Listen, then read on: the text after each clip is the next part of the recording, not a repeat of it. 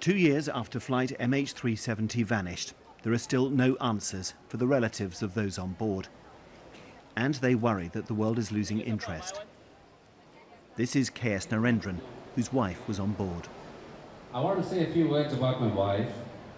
Her name was Chandrika. Like so many of the affected families, he feels the airline has not been straightforward or professional with them. Sadly, the authorities have completely lost the trust of not just the families, and I imagine even the public at large.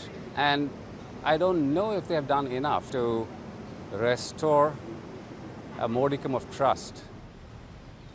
Over the past few days, we've seen a flurry of lawsuits being filed here at the High Court in Kuala Lumpur as the families of the MH370 passengers have raced to meet a 2-year deadline. Beyond that, they lose their right to take legal action against the airline.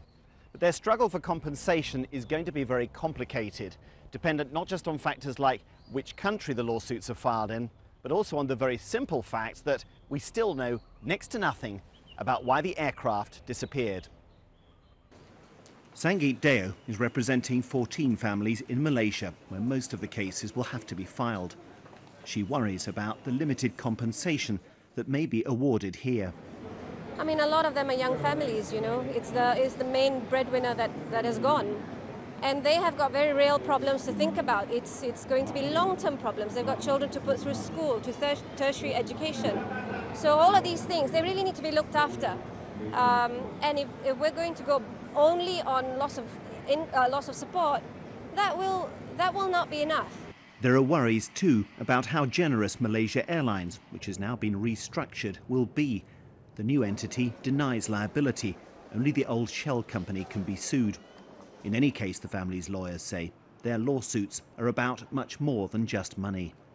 Lots of people ask me, why are they waiting for a long time? You know, only now are they filing? Because it's the whole thing is very traumatic. You know, they can't even, they're not sure whether they even should have a funeral. What they're looking for is closure. That's it. They just want closure. They want the truth. A trial might normally expose more truth as witnesses are called.